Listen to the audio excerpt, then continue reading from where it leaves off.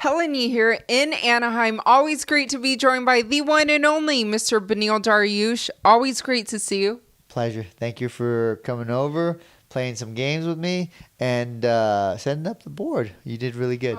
Well, thank you so much. That means a lot to me. Trust me.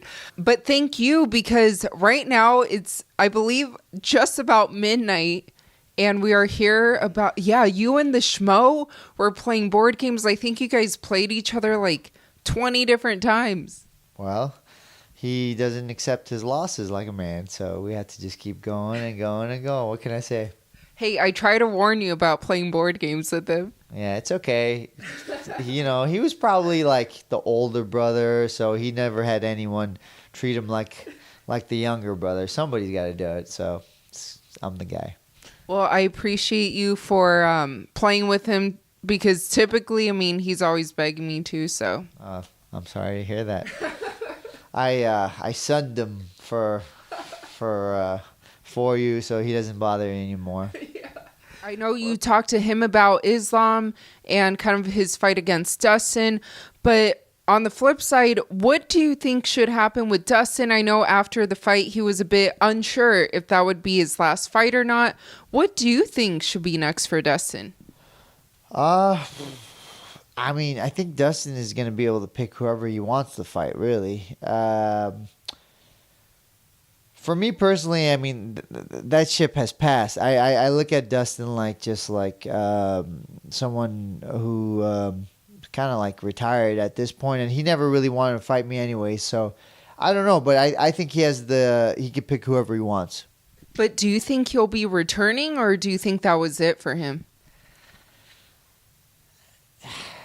Just thinking about his character, I don't think he's gonna want to go out on a loss. I think he's gonna come back and at least go out on a W. But we'll see. Because if that's your only motivation, that could be hard for fighting too. So maybe I could be wrong. We'll see. Maybe he retires. And last time we talked about Islam and Arman. I don't care if it doesn't bring as many eyeballs as you think, or you don't want the fight for whatever reason. That's the fight that needs to be made. Arman is clearly the number one contender. There's really nobody else that should be fighting for that belt right now.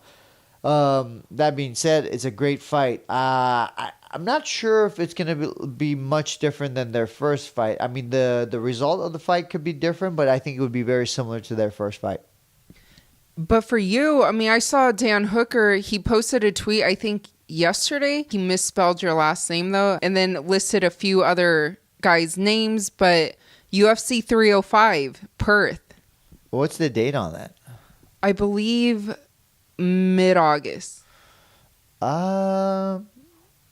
Maybe. I got a lot going on, a lot on my plate right now. But if I can get it all figured out, maybe. I feel bad because this guy's been calling me out for so long, and normally I just say yes to people, and he's the one guy I can never seem to schedule on, get the right schedule with. But maybe we end up doing it in Australia. I love Australia, except for the fact that they're gonna tax me like no other. So maybe not. Maybe we do it in Vegas, or we do it in somewhere else where we don't get taxed, or like Abu Dhabi or something. We'll figure it out. Or maybe the Sphere in September? Vegas? Oh, the Sphere in September. That would actually be way better, I think, because, bro, I'm not trying to pay like whatever it is tax amount. I think it's like 20%. I don't remember exactly, but it's something stupid like that. So I'm trying to keep my money. I don't know about Dan, but I want to keep my money, so I preferably prefer somewhere like Vegas. But at least you pay your taxes. I do pay my taxes. I'm very consistent, but I also know that there's different ways of working your getting tax breaks or whatever you want to call them. So Australia just takes it right off the top of your check. It's like you take a knife, you stab it in the heart, and then it's kind of like that. And then there's your paycheck. There you go. So I prefer not to do Australia just because of that. But at the same time, I do love Australia. So I wouldn't hate it. It wouldn't be the end of the world. I would love to go there, fight, and then maybe spend an extra week just for a vacation. Yeah, it is very beautiful there. But another fight that recently got announced, someone that you fought before, Tony Ferguson, he will be fighting Michael Chiesa August 3rd. What do you make of that matchup? Man, it's a tough fight for him. Chiesa's a great grappler. Tony's grappling's been looking awful lately, to be honest with you. Chiesa can grapple. He's got good takedowns. He's not he knows he's got really good grappling, and Tony's been looking terrible, like zero takedown defense. I don't think it's a good fight for him. I think the fight with Nick Diaz would have been way better. Yeah, Nick's fighting Vicente. He's returning. Yeah, I mean, it's a great fight for Vicente. I mean, if we see the same Nick we saw against Lawler, it's a great fight for Vicente because he is great at just, keeping his hands up, moving his head, and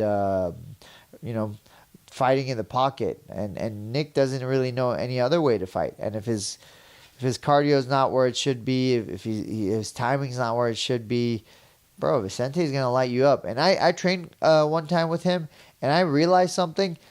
He'll take a shot to give a shot, and I understand why. Homeboy's got power. Like, he's got a lot of power. We were sparring light, but I one or two touched me. I was like, okay, I see why this guy is doing what he's doing. He's got so much power. It works for him. And speaking of power, looking at the heavyweight division, do you think that Jon Jones will be fighting Stipe end of the year? I think if Jon fights, it'll be Stipe. I don't think he's going to try to fight anybody else besides Stipe. My understanding is Jon is he's looking for his legacy fight, and he's done everything he needed to do to be like the GOAT in terms of MMA. You know, there really isn't anybody else that is comparable to Jon Jones. The history he's had. So I think he wants a legacy fight, and he thinks Miocic is more of a history fight. So, and I get that. That makes sense to me. But Aspinall is the current interim champ, right? Yes, and technically he should fight the interim, but it's just it gets complicated once you get in there. So Jon, I think, will fight Miocic. Yeah. Yeah, and Aspinall does have a fight against Curtis Blaydes booked for that interim title to defend it. That's a good fight. Curtis, it's like sometimes I see him and I'm like, his striking looks on point. I know he has great wrestling, so he's going to be fine. And then there's times where I'm just like, he just fumbles. I think if he shows up and he's on point, this will be a great fight. This will be a real treat for the fans. Because I've noticed when he's on, his wrestling's great, his striking's great, and his timing, his in and out is great. He moves like a smaller guy. So he has this, he has skills and he has tools that could be a real problem to a guy like Aspinall. And what Aspinall is great at is just taking people out early, right? But if the fight goes past the first round, the second round, I think that puts Curtis in a really good spot. Well, we last saw you not too long ago, and that's when I tried your goat milk for the first time, right, which was really good. I appreciate that. Goat milk? Raw goat milk, so a little different. They say it tastes like breast milk, but, Really? I wouldn't know. You sure you wouldn't know? Yeah, I wouldn't know. I just know it tastes very good. Okay, I don't think I've ever had raw goat milk. I'm kind of nervous. I can eat chicken feet, but it smells like nothing. It doesn't. It's, in my opinion, it tastes better than regular milk, but everybody's got their own opinion. It's very smooth. Yeah, it's like thick at first and then kind of watery. I got more if you want. I'm messing with you. At midnight, I mean, might put me to sleep. Yeah. Terrible, right? Whoa. We got to drive back. Sleep good. Yeah. But no, so shortly after, you got the Forrest Griffin Community Award. So congratulations, officially. Thank you. It's I didn't think it was gonna be like such a big deal to me, but it's been genuinely like humbling. I don't know how else to put it. Like I thought it would be just like, all right, cool, I got this, but it's been you have your peers' respect, and you have your boss's respect. I mean, and not just for what you do inside the octagon, but outside the octagon. I think it's a really cool thing. And the men who had it before me, I have tremendous respect for. So it's a privilege. Well, you're doing such a great job balancing everything. But for the fans who love you and miss you and can't wait to watch for your return, hopefully maybe against a Dan Hooker, maybe, late summer, what would you like to let them know? Don't blame your wife for stuff. That's one. And then just can't wait to fight. Unfortunately, it's going to take longer than I had hoped. I was hoping to be back by pretty much summer, but it might be a little bit later, but it'll be good.